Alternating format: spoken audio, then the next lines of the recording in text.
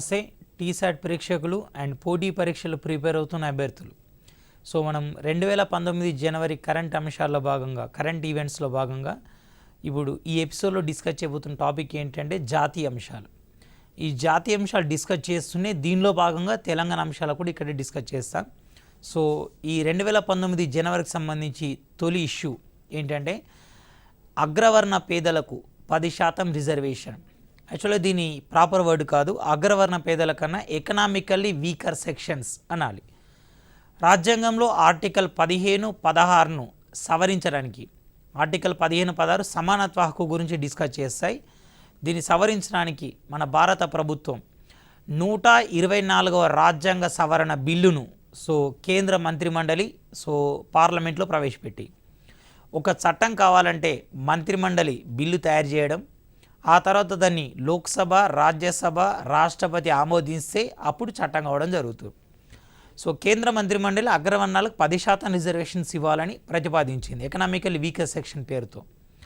ఇది 5 ఎకరాల కన్నా లోపున్న భూమి వారికి, సంవత్సర ఆదాయం 8 లక్షల కన్నా లోపున్న వారికి, నోటిఫైడ్ మున్సిపల్ ఏరియాలో 100 గజాల వరకు ఇల్లున్న వాళ్ళకి, నాన్ నోటిఫైడ్ మున్సిపల్ ఏరియాస్లో 200 గజాల వరకు ఇల్లున్న వాళ్ళకి, 1000 చదరపు గజాల భూమి ఉన్న వాళ్ళకి, ఈ లోపు మెజర్మెంట్ కన్నా లోపు ఉన్న వాళ్ళందరూ కూడా ఎకనామికల్ వీకర్ సెక్షన్స్ అని అన్నారు. దీనిలో అన్ని కులాల వాళ్ళకి వర్తిస్తుంది. 70 సంవత్సరాల క్రితం కుల వృత్తులు ఆధారంగా కులాలు ఉండేవి, కానీ ఇప్పుడు అన్ని కులాల వాళ్ళు అన్ని వృత్తులు చేపట్టారు. కానీ 70 సంవత్సరాల కింద క్రైటీరియాతో ఇప్పటికి అన్యాయం గురవుతున్నామని రకరకాల ప్రాంతాలలో రకరకాల వర్గాల వాళ్ళు పోరాడుతున్నారు. హర్యానాలో జాట్లు అగ్రవర్ణాలు, వాళ్ళు ఓబీసీ స్టేటస్ కోరుతున్నారు. గుజరాత్లో పటేళ్ళు అండ్ తర్వాత మనకి ఏపీలో కాపులు, వీళ్ళు ఓబీసీ స్టేటస్ కోసం కోరుతున్నారు. అలాగే బీసీలో ఉన్న రజకులు ఎస్సీ స్టేటస్ కోరుతున్నారు. రాజస్థాన్లో గుజ్జర్లు అగ్రవర్ణాలు, కానీ వాళ్ళు ఎస్సీ స్టేటస్ కోరుతున్నారు. ఇలా అన్ని వర్గాలను వారికి కోరినన్ని రిజర్వేషన్లు ఇచ్చే పరిస్థితి లేదు. కాబట్టి వీళ్ళందరూ కూడా ఎకనామిక్గా వీక్ ఉన్నామనే కాన్సెప్ట్తో డిమాండ్స్ మొదలు పెడుతున్నారు. కాబట్టి ఇలా అన్ని వర్గాల వాళ్ళని దృష్టిలో పెట్టుకొని మనకి ఎకనామికల్ వీకర్ సెక్షన్ కోసం వచ్చింది. ఈ 124వ రాజ్యాంగ సవరణ బిల్లు ప్రవేశపెడితే అది జనవరి 8న లోక్సభ ఆమోదించింది. 323 ఓట్లు అనుకూలంగా, 3 వ్యతిరేకంగా వచ్చినాయి. అలాగే జనవరి 9న రాజ్యసభ ఆమోదించింది. రాజ్యసభలో 7 ఓట్లు వ్యతిరేకంగా వచ్చినాయి. జనవరి 12న రాష్ట్రపతి ఆమోదించాడు. జనవరి 14 నుండి దేశవ్యాప్తంగా రిజర్వేషన్స్ అమల్లోకి తీసుకురావాలని కేంద్రం నిర్ణయించింది. అయితే ఈ కేంద్రం చేసిన ఈ ఎకనామికల్ వీక్ సెక్షన్ రిజర్వేషన్ల చట్టాన్ని అమల్లోకి తీసుకొచ్చుకున్న తొలి రాష్ట్రం ఏంటంటే గుజరాత్. ఆ మధ్యలో 2017 జూలై 1న జీఎస్టీ అమల్లోకి వచ్చిన తర్వాత జీఎస్టీని ఆమోదించుకున్న తొలి రాష్ట్రం ఏంటి అని అడిగాడు అస్సాం. అలాగే ట్రిపుల్ తలాక్ను ఆమోదించుకున్న తొలి రాష్ట్రం ఏంటి అన్నాడు ఒకసారి ఉత్తరప్రదేశ్.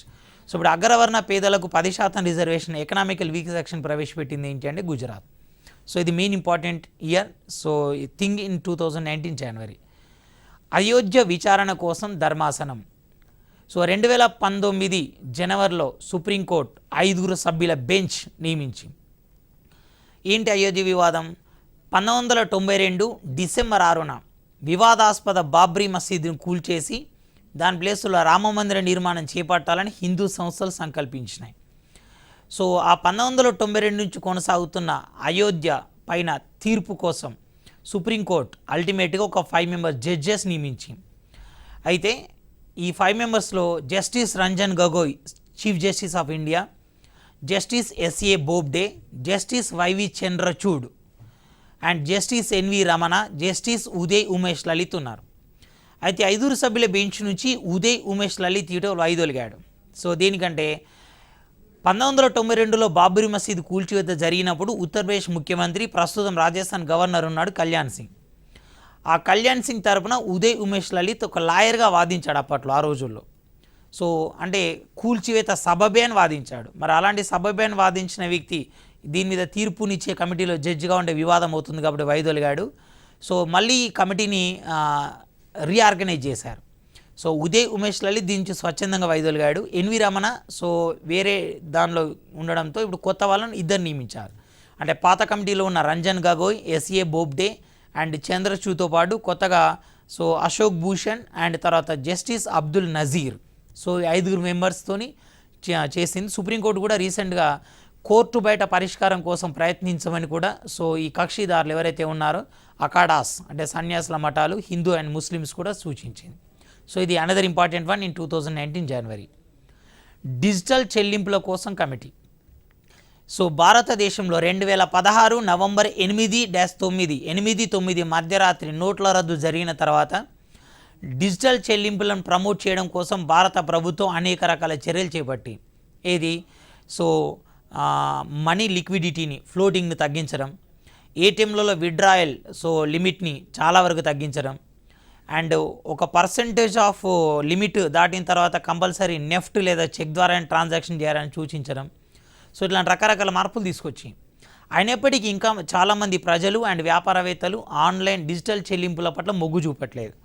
సో దానికోసం అప్పట్లో నోట్ల రద్దు ప్రారంభించిన రోజుల్లో లక్కీ డ్రాస్ ప్రవేశపెడుతూ డీజీ ధన్ వ్యాపార యోజన సో అని వ్యాపారుల కోసం, లక్కీ గ్రాహక్ యోజన అని ప్రజల కోసం ₹1 కోటి బంపర్ ప్రైజ్ సో ఒక స్కీమ్ కూడా పెట్టి అయినప్పటికీ పెద్దగా మార్పులు చోటు చేసుకోలేదు. సో డిజిటల్ చెల్లింపులో మెయిన్ వివాదం ఏంటంటే ఒక్కొక్క బ్యాంక్ వాళ్ళు ఒక్కొక్క ఆన్లైన్ పేమెంట్ ప్లాట్ఫామ్ని ఏర్పాటు చేసుకోవడం. ఎగ్జాంపుల్ SBI వాళ్ళు బడ్డీని, యాక్సిస్ బ్యాంక్ వాళ్ళు చిల్డ్రన్ ఇలా ఏర్పాటు చేసుకున్నారు. దాంతో దేశవ్యాప్తంగా అందరికీ ఒకే ఆన్లైన్ మనీ ట్రాన్స్ఫర్ ప్లాట్ఫామ్ ఉండాలని 2016 డిసెంబర్ 30న కేంద్ర ప్రభుత్వం సో డాక్టర్ భీమ్రావ్ రామ్జీ అంబేద్కర్ పేరు నుంచి భీమ్ అనే మొబైల్ యాప్ తీసుకొచ్చి భారత్ ఇంటర్ఫేస్ ఫర్ మనీ.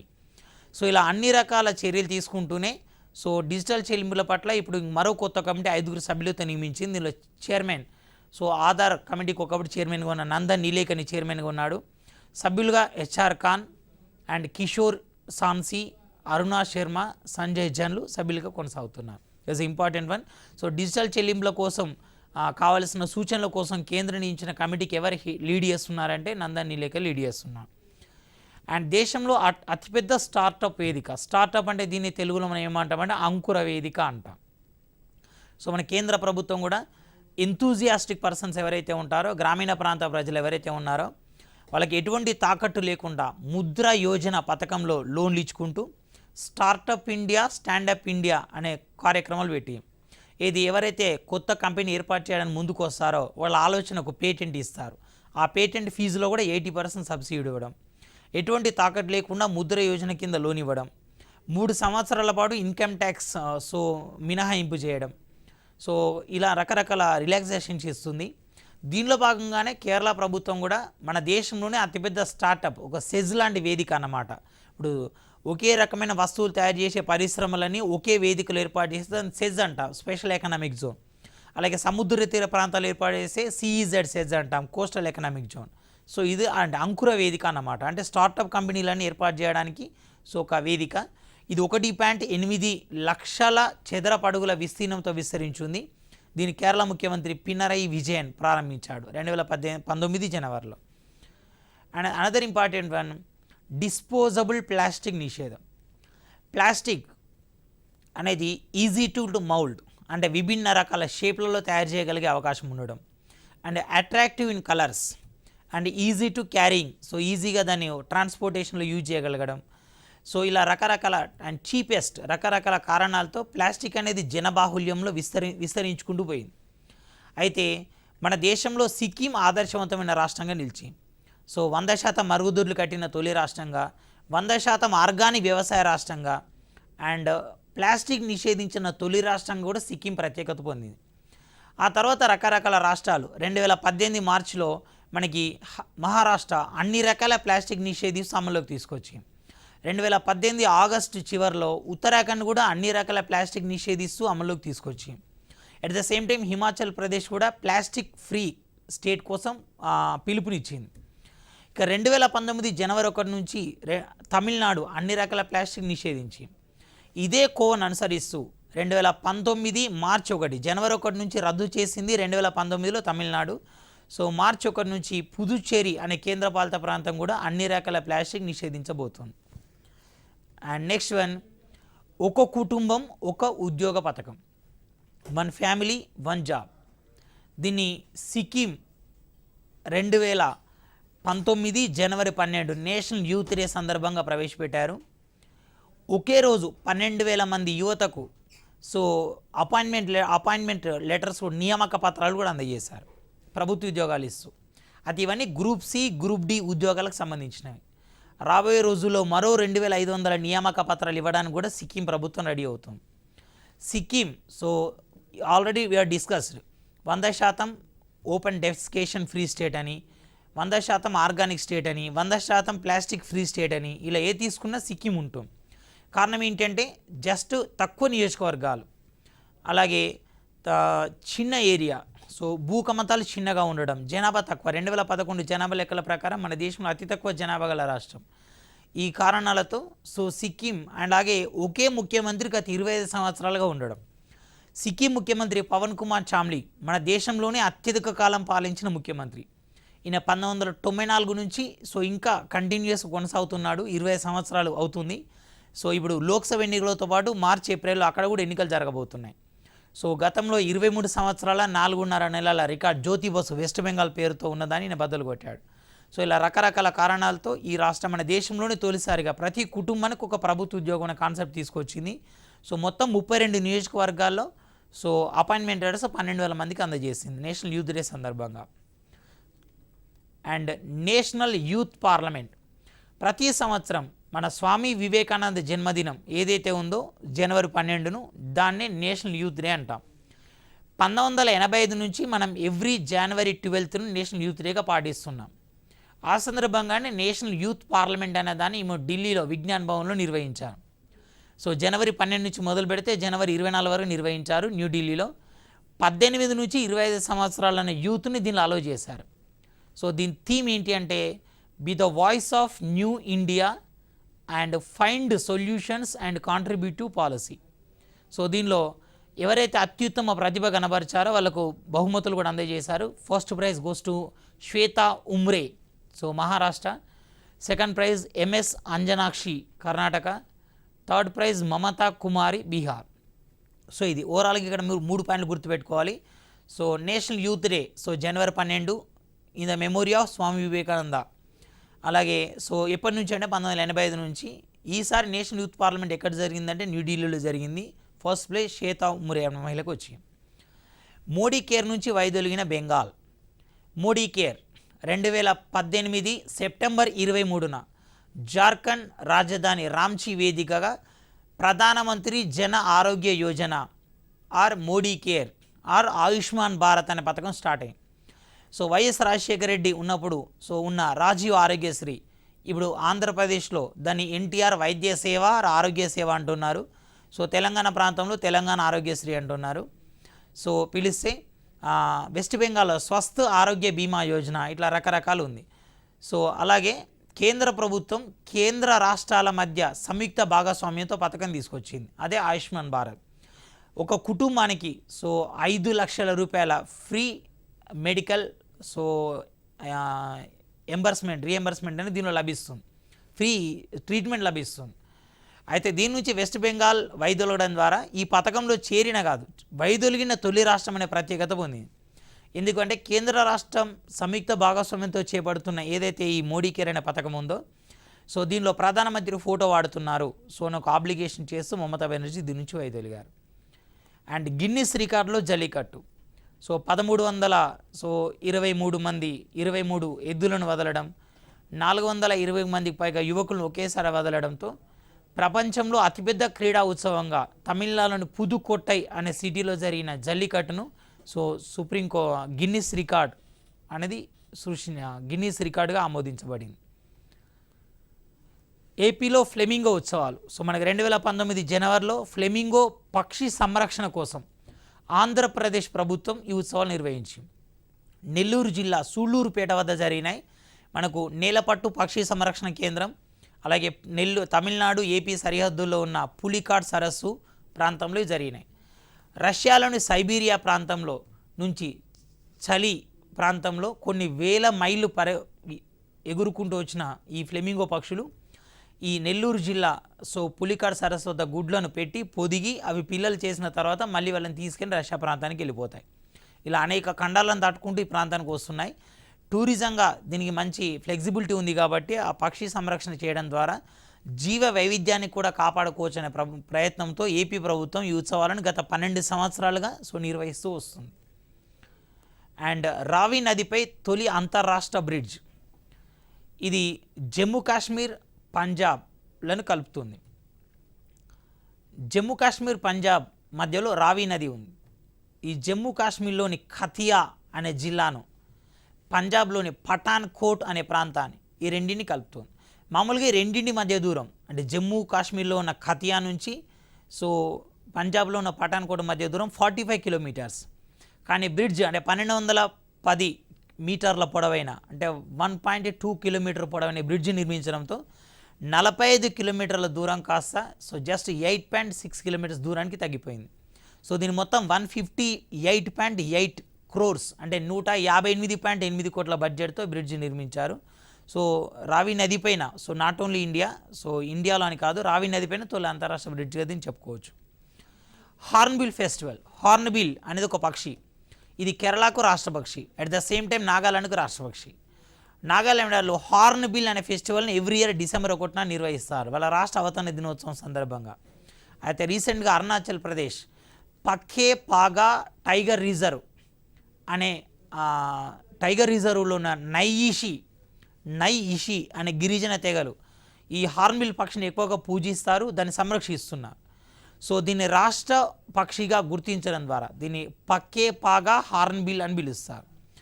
ఆ గిరిజన శ్రమకు తగిన గుర్తింపు ఇచ్చినట్టు అవుతుందనే భావనతో అరుణాచల్ ప్రభుత్వం అరుణాచల్ ప్రదేశ్ ముఖ్యమంత్రి పెమా ఖండు దీనికి ఆమోదం తెలిపాడు. నెక్స్ట్ ఇయర్ నుంచి ఉత్సవాలు నిర్వహించబోతున్నారు. అంటే నెక్స్ట్ ఇయర్ నుంచి నాగాలాండ్లో జరగబోతున్నాయి, యాజ్ వెల్ యాజ్ అరుణాచల్ ప్రదేశ్లో కూడా జరగబోతున్నాయి. హార్న్బిల్ అంటే ఇది ఒక సాంస్కృతికమైన అంశం అన్నమాట. ఎలాగో సాంస్కృతికపరమైన అంశాలు అనేవి వచ్చినాయి కాబట్టి ఇక్కడ ఈ ఇటీవలి కాలంలో దేశంలో జరిగిన సాంస్కృతిక మార్పులు కొంచెం డిస్కస్ చేస్తాను. ఏపీ ప్రభుత్వం సాంస్కృతికంగా కొన్ని కొత్త అంశాలు ప్రకటించుకుంది. ఏది వాళ్ళ రాష్ట్ర వృక్షంగా వేప చెట్టును, రాష్ట్ర పక్షిగా రామచిలుకను, రాష్ట్ర జంతువుగా కృష్ణ జింకను ఇలా ప్రకటించుకుంది. అలాగే రాజస్థాన్ రాష్ట్ర జంతువుగా ఒంటెను ప్రకటించుకోవడం, మహారాష్ట్ర రాష్ట్ర కీటకంగా సీతాకోకచిలుకను ప్రకటించుకోవడం, అలాగే త్రిపుర రాష్ట్ర ఫలంగా పైనాపిల్ పైనాపిల్ మీన్స్ అనస పండు అనాస. అలాగే కేరళ రాష్ట్ర ఫలంగా జాక్ ఫ్రూట్ పనస పండు, త్రిపురకేమో అనాస పైనాపిల్, కేరళకేమో పనస జాక్ ఫ్రూట్. ఇలా రకరకాల మార్పులు జరిగినాయి. తెలంగాణ ప్రభుత్వం కూడా రాష్ట్ర చేపగా మనకు కొర్రమీను కొర్ర మటన్ ప్రకటించింది. కేరళలో ప్రాచీన భాషల కేంద్రం.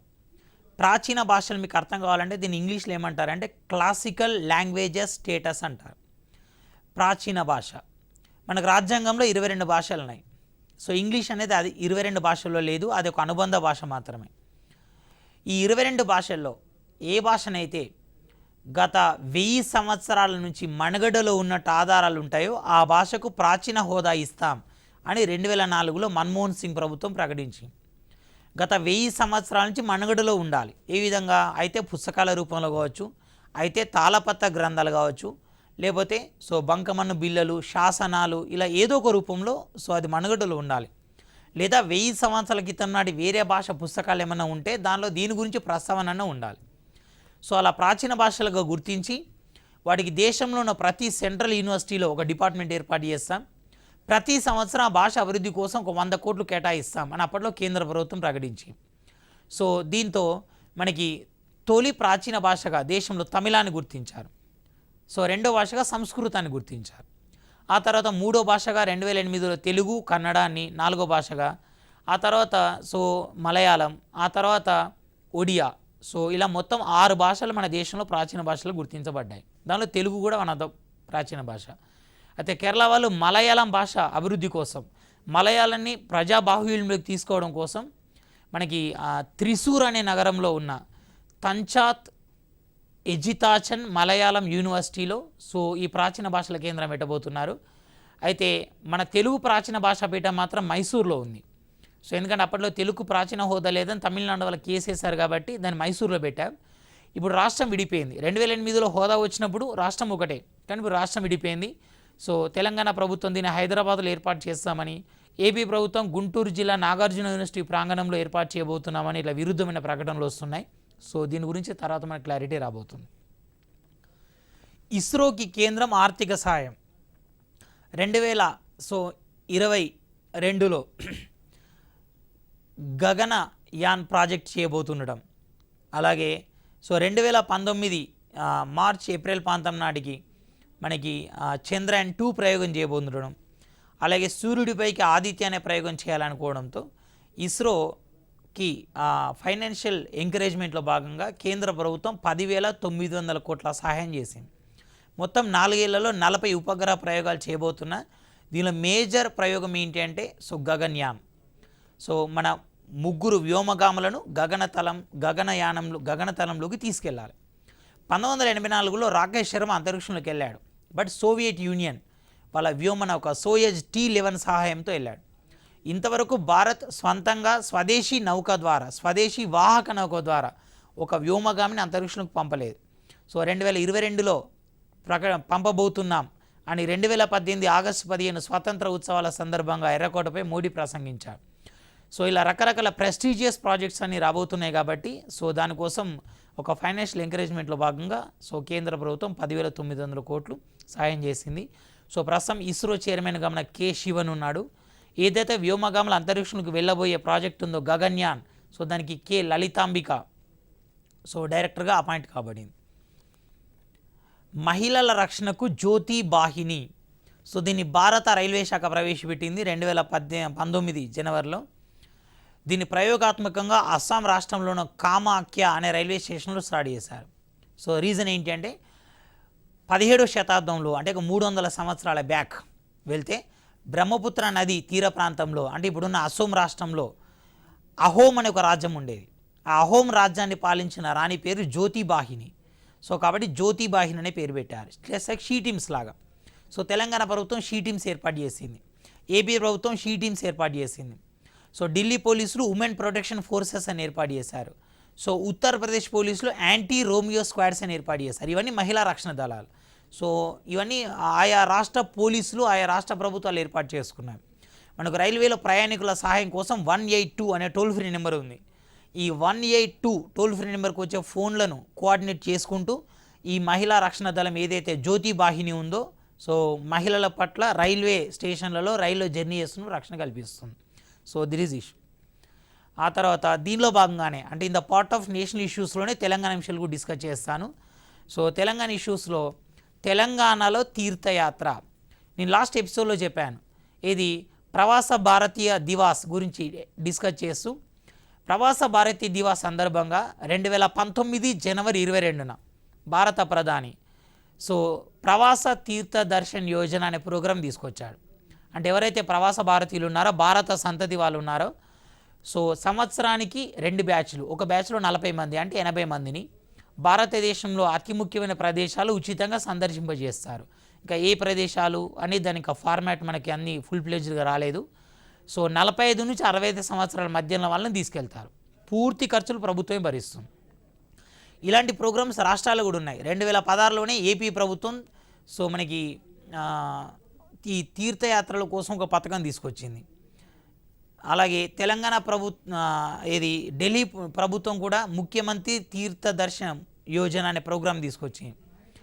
అలాగే మనకి ఉత్తరాఖండ్ ప్రభుత్వం పండిత దీన్ దయాల్ మాతృపితృ తీర్థాటన్ యోజన అనే పథకం తీసుకుంది. యాక్చువల్గా దాని పేరు గతంలో ఏంటి అంటే మేరే బుజుర్గ్ మేరే తీర్థ్. అయితే బీజేపీ ప్రభుత్వం వచ్చిన తర్వాత దాని పేరు పండిత దీన్ దయాల్ మాతృపితృ తీర్థాటన్ యోజన అనే పథకం తీసుకొచ్చి.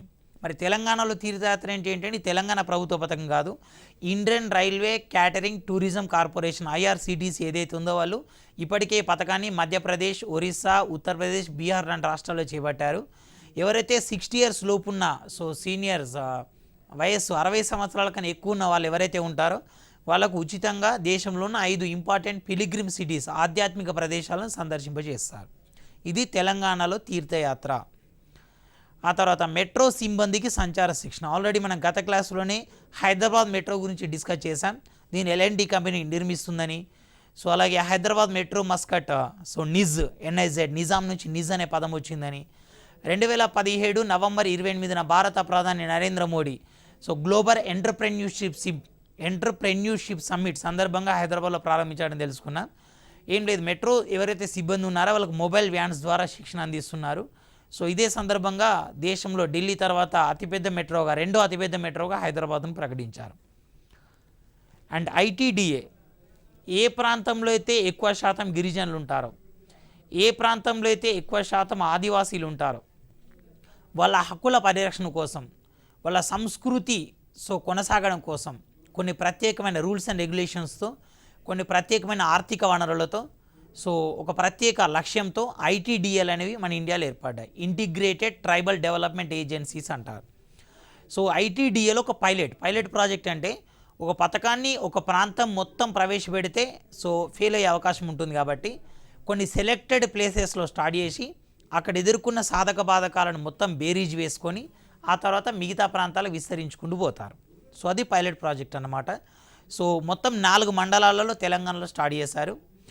4 మండలాలు వచ్చేసి మనకి ఉట్నూరు ఐటీడీఏ పరిధిలో ఉన్న గాజిగూడ, అండ్ ఏటూరు నాగారం ఐటీడీఏ పరిధిలో ఉన్న వాజేడు, భద్రాచలం ఐటీడీఏ పరిధిలో ఉన్న దుమ్మగూడెం, అండ్ మన్ననూరు ఐటీడీఏ పరిధిలో ఉన్న పదిర.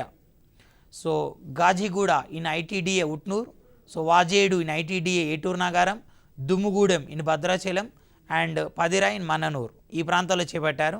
దీని లక్ష్యం ఏంటి అంటే మాతా శిశు మరణాలు అరికట్టడం. మాతా శిశు మరణం అంటే ఏంటి?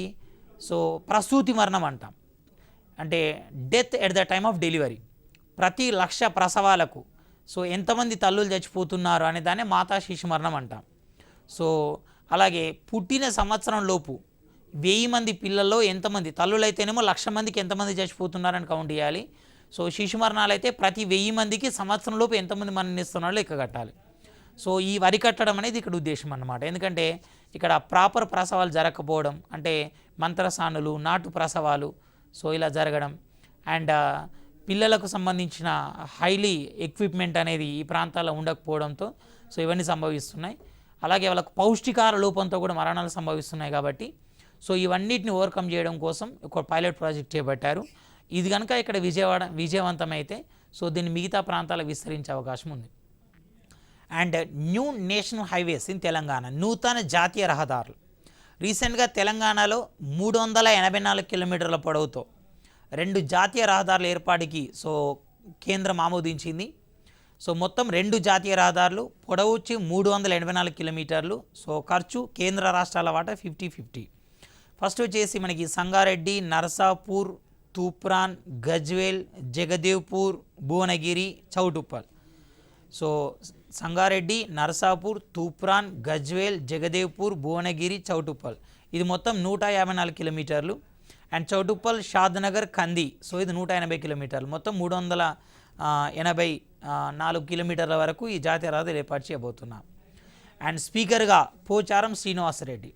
బ్రీఫ్గా చెప్పాలంటే బాన్స్వాడ ఎమ్మెల్యే, 6 సార్లు ఎమ్మెల్యే గెలిచిన పోచారం శ్రీనివాసరెడ్డి తెలంగాణ శాసనసభకు 2వ స్పీకర్గా నియమించబడ్డాడు. తెలంగాణ ఆవిర్భావ శాసనసభలో స్పీకర్గా మనకి మధుసూదనాచారి పనిచేశారు, సిరికొండ మధుసూదనాచారి. ఈ శాసనసభలో మనకి చార్మినార్ ఎమ్మెల్యే ముంతాజ్ అహ్మద్ ఖాన్ ఎవరైతే ఉన్నారో ఆయన ప్రొటెం స్పీకర్గా పనిచేశారు. ఆయన పోచారం శ్రీనివాసరెడ్డిని స్పీకర్గా ఎన్నుకున్నారు. ఆ తర్వాత ఇప్పుడు పద్మారావు గౌడ్ డిప్యూటీ స్పీకర్గా కూడా ఎంపికయ్యాడు. 3 ఎమ్మెల్సీల సభ్యత్వాలు రద్దు. ఏది టీఆర్ఎస్ పార్టీ నుంచి గెలిచి వేరే పార్టీలో చేరిన సందర్భంగా నిజామాబాద్ స్థానిక సంస్థల ఎమ్మెల్సీ భూపతి రెడ్డి అండ్ శాసనసభ్యుల కోట యాదవరెడ్డి అండ్ గవర్నర్ కోట రాముల్ నాయక్ వీళ్ళ సభ్యత్వాలు రద్దయినాయి. దీంతో తెలంగాణలో ఎమ్మెల్సీల ఖాళీలు 7కు చేరుకున్నాయి. ఇవి జాతీయ అంశాలు తెలంగాణ అంశాలతో కలిపి. అండ్ 2019 జనవరికి సంబంధించిన కరెంట్ అంశాలు ఏవైతే ఉన్నాయో మిగతావి తర్వాత అంశాల పరిశీలిద్దాం. Thank you, all the best.